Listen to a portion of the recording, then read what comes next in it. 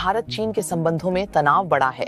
चीन की एक विशाल ऊर्जा परियोजना को लेकर चिंता जताई जा रही है। हाल ही में देश ने दक्षिणी तिब्बत में दुनिया के सबसे बड़े जल विद्युत बांध के निर्माण को मंजूरी दी है। निर्माण स्थल भूकंप संवेदनशील क्षेत्र में स्थित है। यह नदी चीन, भारत और बांग्लादेश तीनों देशों में बहती है। तीनों देश इस पर निर्भर हैं, लेकिन चीन इसे नियंत्रित करना चाहता है। बीजिंग इस बांध से सूखा और बाढ़ ला सकता है। भारत और चीन एक भयंकर युद्ध लड़ रहे हैं। यह युद्ध किसी युद्ध के मैदान पर नहीं चल रहा है। यह मौन युद्ध मानवता की जीवन रेखा पानी के लिए लड़ा जा रहा है। चीन की खतरनाक योजना है कि वह भारत की सबसे बड़ी जीवन रेखाओं में से एक ब्रह्मपुत्र नदी को सुखा दे।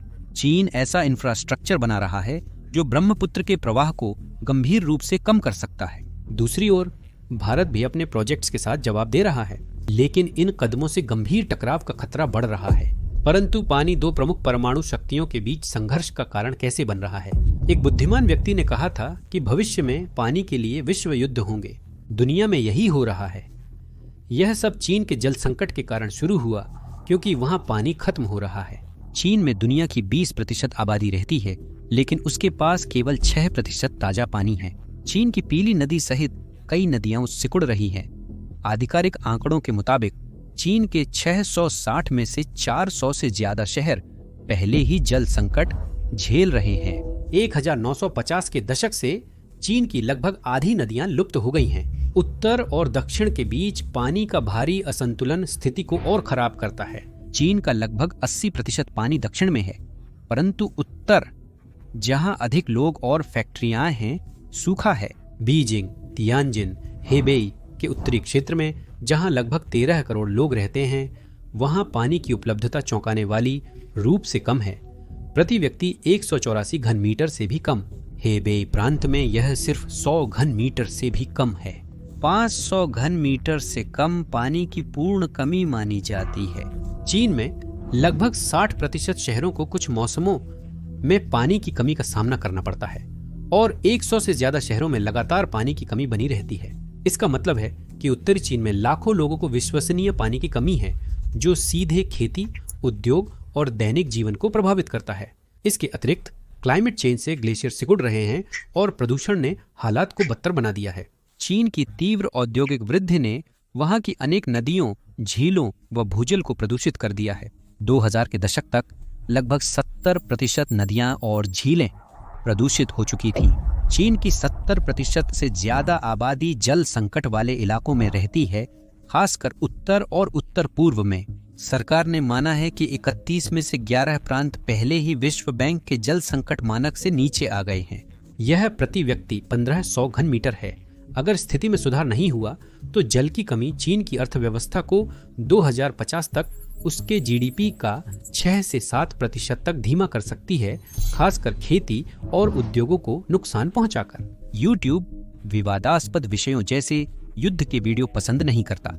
यदि आप नीचे लाइक और सब्सक्राइब बटन दबाकर हमारी खबरें कवर करने में मदद कर सकते हैं, तो यह हमारे लिए सचमुच उपयोगी होगा। जल संकट से निपटने के लिए चीन भारत के साथ नई तनातनी पैदा कर रहा है और यहीं ब्रह्मपुत्र नदी की भूमिका सामने आती है।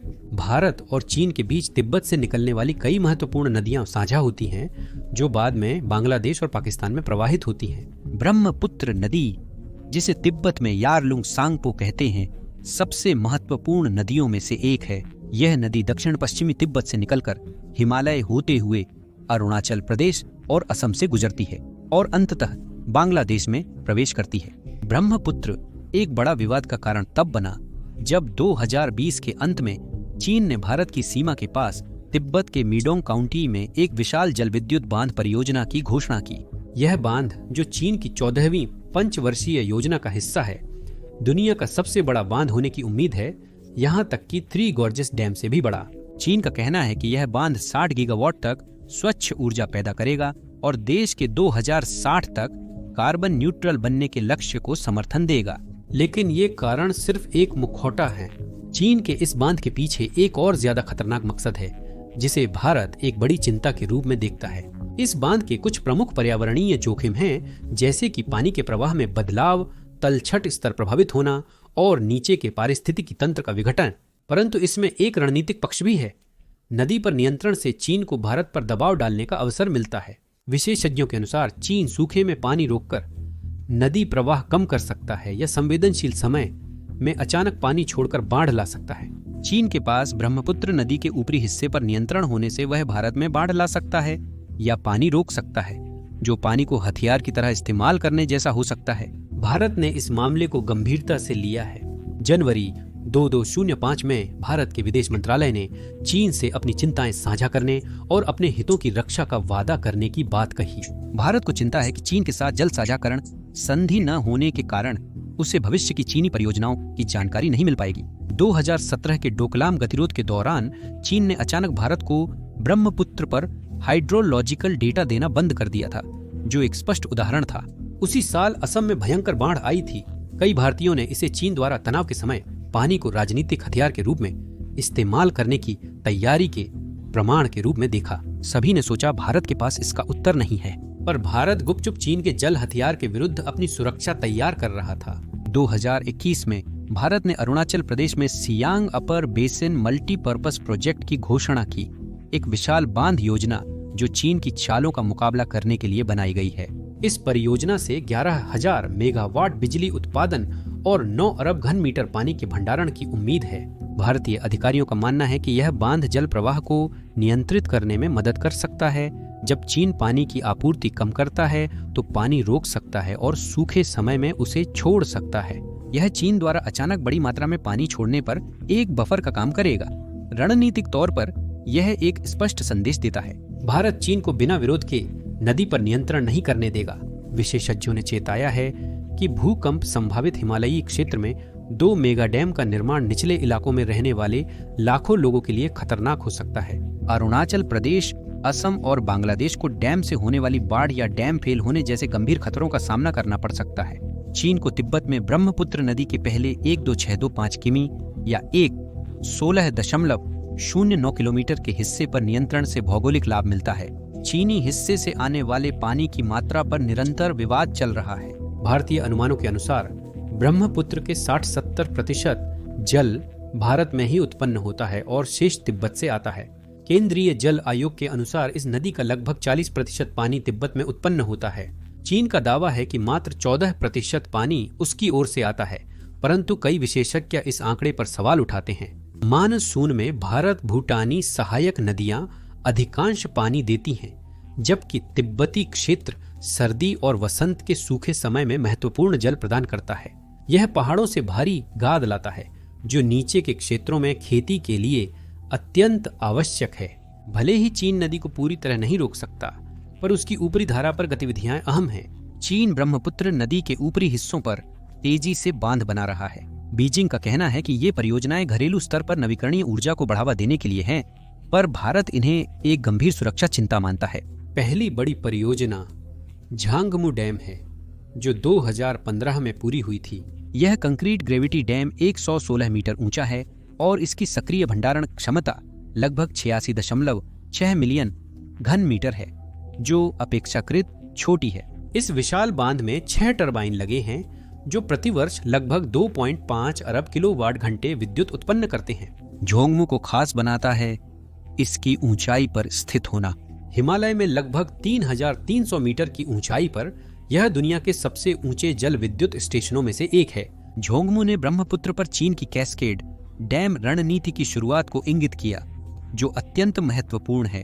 भारतीय विशेषज्ञों ने संकेत दिया है कि इसका उपयोग मौसमी जल प्रवाह के नियंत्रण या भविष्य में अधिक भंडारण के लिए अपग्रेड हेतु किया जा सकता है। जियाशिया डैम, जो 2020 में पूरा हुआ, ब्रह्मपुत्र पर चीन का दूसरा प्रमुख बांध है। जियाशिया और झांगमू मिलकर तिब्बत की बिजली ग्रिड को सप्लाई करते हैं और ल्हासा में बिजली की कमी को कम करते हैं।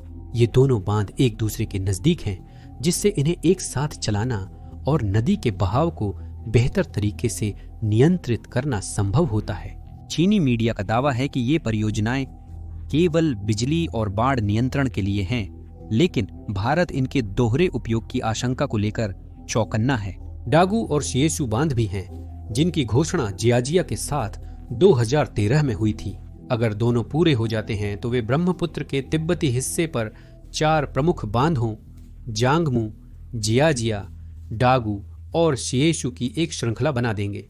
ये बांध अलग अलग सामान्य लग सकते हैं, लेकिन एक साथ मिलकर चीन को नदी के प्रवाह पर महत्वपूर्ण नियंत्रण दे सकते हैं। विशेषज्ञों को चिंता है कि चीन इस नेटवर्क का इस्तेमाल सूखे में पानी रोकने या एक साथ बड़ी मात्रा में पानी छोड़कर बाढ़ ला सकता है। लेकिन सबसे चौंकाने वाली घोषणा 2024 में आई, एक ऐसा प्रोजेक्ट जो इतना विशाल है कि कोई इसकी कल्पना भी नहीं कर सकता था। यह प्रस्तावित मेडोग मेगा डैम था, जो ब्रह्मपुत्र के ग्रैंड बेंड के निकट है, जहां यह भारत में प्रवेश करता है। दिसंबर 2024 में चीन ने दुनिया के सबसे बड़े जल विद्युत बांध के निर्माण को मंजूरी दी, जो 3 गोर्जेस डैम से भी बड़ा होगा। इसकी प्रस्तावित स्थापित क्षमता 60 गीगावाट है, जो 3 गोर्जेस डैम से लगभग 3 गुना अधिक है। यह स्थल 2000 मीटर की ऊंचाई में गिरावट का लाभ उठाता है, जिससे यह बांध सालाना 300 अरब किलोवाट घंटे तक बिजली उत्पन्न कर सकता है। यह परियोजना अरुणाचल प्रदेश की सीमा के निकट मेतोंग काउंटी में स्थित है। चीन ने बांध की तकनीकी जानकारी जारी नहीं की है, परंतु अधिकारियों ने इसे एक राष्ट्रीय सुरक्षा और 14वीं पंचवर्षीय योजना का प्रमुख प्रोजेक्ट बताया है। भारत के लिए यह बांध एक गंभीर चिंता का विषय है। इससे चीन को ब्रह्मपुत्र के जरिए भारत में आने वाले पानी की मात्रा को नियंत्रित करने की शक्ति मिल सकती है। जलाशय भरने से अस्थायी रूप से नीचे की ओर पानी के प्रवाह में कमी आ सकती है। भारत ने पहले ही चिंता जताई है और चीन से यह सुनिश्चित करने को कहा है कि नीचे की ओर स्थित देशों के हितों को नुकसान न पहुंचे। चीन की गतिविधियों के कारण भारत में पहले ही अचानक बाढ़ आ चुकी है। ऐसा ही एक मामला जून 2000 में हुआ था, जब तिब्बत में भूस्खलन के कारण एक प्राकृतिक बांध बन गया था। ग्लेशियर टूटने से अरुणाचल प्रदेश में बाढ़ आई, जिसमें कम से कम 30 लोग मारे गए और गांव बर्बाद हो गए। भारत को कोई अग्रिम चेतावनी नहीं मिली। ऐसा ही एक हादसा 2018 में भी हुआ था। प्राकृतिक आपदाओं के बावजूद चीन से समय पर सूचना न मिलने से नुकसान बढ़ गया। भारतीय अधिकारियों को डर है कि अगर चीन कभी अचानक पानी छोड़ने का फैसला करता है, खासकर किसी संघर्ष के दौरान, तो इसका असर विनाशकारी हो सकता है। चीन ने हाइड्रो पावर के अतिरिक्त ब्रह्मपुत्र के पानी को अपने शुष्क उत्तरी क्षेत्रों में मोड़ने का प्रस्ताव भी दिया है। दक्षिण से उत्तर जल स्थानांतरण परियोजना के तहत ग्रेट वेस्टर्न रूट में सैकड़ों किमी दूर येलो नदी तक पानी ले जाने का प्रस्ताव है। 2002 में शुरू हुई इस परियोजना का लक्ष्य दक्षिण के अधिक नम क्षेत्रों से पानी को सूखे उत्तर की ओर ले जाना था। वे ऐसी तकनीकों का परीक्षण कर रहे हैं जिनका इस्तेमाल तिब्बत से शिनजियांग तक पानी ले जाने के लिए 1000 किलोमीटर लंबी सुरंगें बनाने में किया जा सकता है। लेकिन भारत को चिंता सिर्फ ब्रह्मपुत्र की ही नहीं है। सिंधु बेसिन तिब्बत से शुरू होकर सतलुज की कुछ ऊपरी जलधाराओं पर चीन का नियंत्रण है। 2004 में एक भूस्खलन ने तिब्बत में पराचू नदी को रोककर झील बना दी, जिससे हिमाचल प्रदेश में अचानक बाढ़ का खतरा पैदा हुआ। यह घटना भारत की चीन पर निर्भरता को दर्शाती है, भले ही इसे संभाल लिया गया था। भारत नेपाल और भारत की नदियों जैसे कर्णाली और सुबनसिरी पर चीन की गतिविधियों पर पैनी नजर रखता है। चीन की क्षेत्रीय शक्ति राजनीति में पानी को हथियार बनाने का निर्णय लेने पर ये सभी नदियां समस्या का कारण बन सकती हैं। एक और बड़ी चिंता है तलछट का प्रवाह। ब्रह्मपुत्र दुनिया में सबसे अधिक मात्रा में तलछट ले जाने वाली नदियों में से एक है। यह गाद असम और बांग्लादेश के मैदानों को उपजाऊ बनाए रखने के लिए बेहद जरूरी है। बांध जलाशयों में तलछट को रोकते हैं, जिससे कम तलछट खेतों तक पहुंचती है। वैज्ञानिकों का मानना है कि इससे मिट्टी की क्वालिटी, फसल उत्पादन और नदियों के व्यवहार में नकारात्मक बदलाव आ सकते हैं, जैसे गहरे चैनल का निर्माण और कटाव में वृद्धि। बांधों से छोड़े गए साफ पानी में नदी के किनारों को काटने की अधिक ऊर्जा होती है। समय के साथ इससे पारितंत्र को नुकसान हो सकता है और मछली की संख्या घट सकती है। ब्रह्मपुत्र में विभिन्न मछली प्रजातियां हैं जिनकी प्रजनन यात्रा बांध निर्माण से प्रभावित हो सकती है। यह न सिर्फ जैव विविधता को नुकसान पहुंचाता है, बल्कि खाने और आय के लिए मछली पकड़ने वाले लाखों लोगों को भी प्रभावित करता है। यह नदी पूर्वोत्तर भारत में लगभग 6 मिलियन हेक्टेयर कृषि भूमि का समर्थन करती है, जहां चावल, चाय, जूट और दालें उगाई जाती हैं। पानी के प्रवाह में परिवर्तन सूखे में कम पानी या अचानक बाढ़ बुआई और कटाई चक्र को प्रभावित कर सकता है। किसानों को सिंचाई पर अधिक खर्च करना पड़ सकता है, या यदि फसलें बह जाएं तो उन्हें नुकसान सहना पड़ सकता है। प्रजनन चक्र के बाधित होने का देशों और स्थानीय समुदायों पर गहरा प्रभाव पड़ता है, जो सिर्फ आर्थिक नहीं है।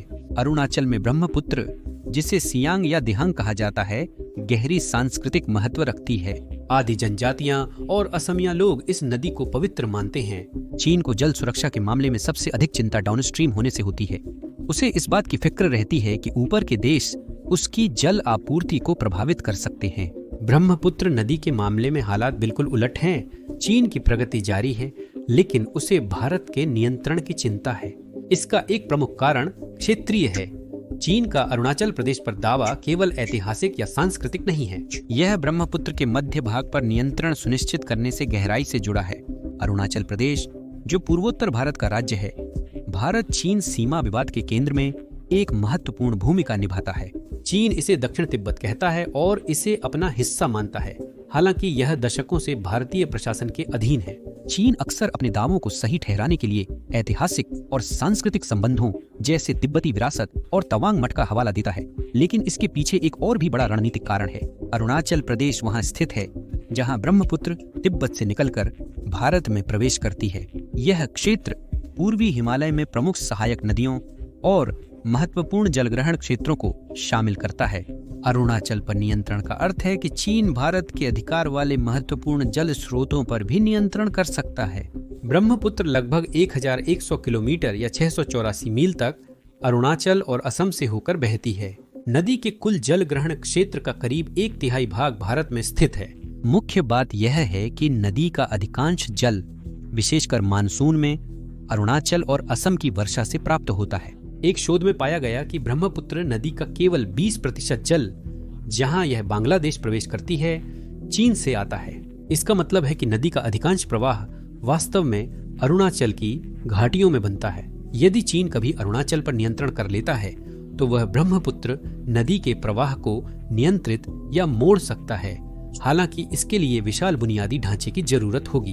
अरुणाचल भारत के नियंत्रण में रहने से भारत को यह लाभ है कि वह हिमालय से मैदानों तक नदी के बहाव को नियंत्रित कर सकता है। चीन इस रणनीतिक महत्व को भलीभांति जानता है, विशेषकर जब जल सुरक्षा दोनों देशों के लिए अत्यंत महत्वपूर्ण होती जा रही है। ब्रह्मपुत्र के अलावा अरुणाचल में कई बड़ी सहायक नदियां भी हैं, जैसे सियांग, सुबनसिरी, लोहित और कामेंग। इनमें से कई नदियां नौ सीमा के ठीक उत्तर में तिब्बत से निकलती है और अरुणाचल से होते हुए ब्रह्मपुत्र में मिलती हैं। इस क्षेत्र में लगभग 50,000 मेगावाट की विशाल जल विद्युत क्षमता है, जो भारत के किसी भी राज्य में सर्वाधिक है। अब तक लगभग 1100 मेगावाट का उपयोग किया गया है, लेकिन कई बड़े प्रोजेक्ट्स योजनाधीन हैं या पहले से चल रहे हैं। एक उदाहरण है 2000 मेगावाट का लोअर सुबनसिरी डैम। अगर चीन अरुणाचल पर नियंत्रण पा लेता है तो वह इन ऊर्जा संसाधनों का इस्तेमाल अपनी जरूरतों के लिए कर सकता है और भारत की पहुंच को रोक सकता है। चीन के लिए इन अपस्ट्रीम नदियों पर नियंत्रण का रणनीतिक लाभ ये होगा कि वह भारत और बांग्लादेश में नीचे रहने वाले करोड़ों लोगों पर दबाव बना सकेगा। यही कारण है कि कुछ चीनी लोग दक्षिणी तिब्बत के महत्व पर जल संसाधनों का मुद्दा उठाते हैं। रुचि सिर्फ जमीन तक सीमित नहीं है, बल्कि पूरे ब्रह्मपुत्र बेसिन पर प्रभुत्व जमाने की भी है। लेकिन अरुणाचल प्रदेश पर चीन का जोर देने के पीछे एक और अहम मकसद छुपा हुआ है। यह राज्य, जो आकार में लगभग ऑस्ट्रिया जितना है, तिब्बत और भारत की घनी आबादी वाली ब्रह्मपुत्र घाटी के बीच एक प्राकृतिक पर्वतीय अवरोध है। अगर चीन इस क्षेत्र पर नियंत्रण कर लेता है तो वह सीमा को दक्षिण में मैदानों की ओर ले जाएगा, जिससे उसे एक बड़ा भौगोलिक लाभ मिलेगा। कुछ चीनी रणनीतिकारों का मानना है कि यह सीमा पहाड़ों के ऊपरी हिस्से में होने के बजाय तलहटी में अधिक सुरक्षित और रक्षात्मक होगी। तवांग क्षेत्र चीन के लिए अत्यंत महत्वपूर्ण है। सांस्कृतिक रूप से यह तवांग मठ के कारण महत्वपूर्ण है, जो तिब्बती बौद्ध धर्म में बहुत अहम है। यह भूटान के पास और भारत के संकरे सिलीगुड़ी कॉरिडोर के करीब स्थित है, जो मुख्य भारत और पूर्वोत्तर को जोड़ता है। चीन अरुणाचल पर अपने दावे को ऐतिहासिक संबंधों और जातीय जुड़ाव से जोड़ता है, पर विशेषज्ञों का मानना है कि असल कारण जल संसाधन और रणनीतिक स्थिति है। चीन अरुणाचल पर अपने दावों को आगे बढ़ाकर पूर्वोत्तर भारत पर लगातार दबाव डालता है, जिससे उस क्षेत्र में बांध निर्माण और बुनियादी ढांचे को मजबूत करने की भारतीय योजनाओं में जटिलता आती है। लद्दाख झड़पों के बाद चीन ने अरुणाचल की नदियों और पहाड़ों के नाम मंदारिन में बदलकर संकेत दिया कि वह इन्हें अपना हिस्सा मानता है। ये कदम चीन के ब्रह्मपुत्र बेसिन में बढ़ते प्रोजेक्ट से मेल खाते हैं, मानो वह कहना चाहे कि ये नदियां ऐतिहासिक रूप से चीन की हैं, भले ही वर्तमान में सीमा पार हों। 2017 से चीन ने भारत सीमा पार शियाओकांग या मध्यम रूप से समृद्ध गांव कहे जाने वाले गांव बसाने का विशाल कार्यक्रम शुरू किया है। 2018 से 2022 के बीच रिपोर्ट्स के मुताबिक चीन ने तिब्बत में 624 नए गांव बसाए, जिनमें से अनेक अरुणाचल सीमा के निकट हैं। ये नागरिक बस्तियां कहीं जाती हैं, लेकिन इनमें अक्सर सैन्य या दोहरे उपयोग वाला इंफ्रास्ट्रक्चर भी होता है। यह चीन की रणनीति का हिस्सा है, जिसमें वह बिना खुले संघर्ष के विवादित क्षेत्रों पर अपनी पकड़ मजबूत कर रहा है। याराओ गांव, जो वास्तविक नियंत्रण रेखा से 26 किमी दूर है, वहां चीन ने 2022 में कुछ महीनों में पहले से मौजूद 30 ढांचों के अलावा 65 नई इमारतें और 2 हेलीपैड बना दिए। 2023 के अंत तक अरुणाचल के तवांग सेक्टर के पास नागडोलबोल जैसे इलाकों में दर्जनों नई इमारतें बन गई हैं, जबकि 2017 में वहां सिर्फ एक इमारत थी। ऐसी ही स्थिति 2 अन्य गांवों में भी देखी गई है।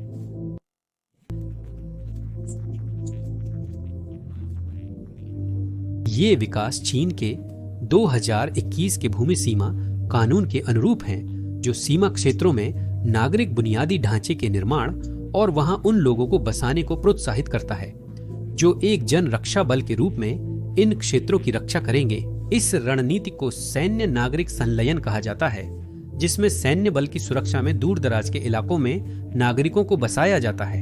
यह कदम साधारण लग सकता है, लेकिन चीन जानता है कि इसका असली मतलब क्या है। चीन विवादित क्षेत्रों में आधारभूत संरचना बनाकर वहां स्थायी उपस्थिति स्थापित कर अपने दावों को मजबूती देता है। इसके साथ ही चीन अरुणाचल के पास अपनी सीमा गश्त में और अधिक आक्रामक हो गया है।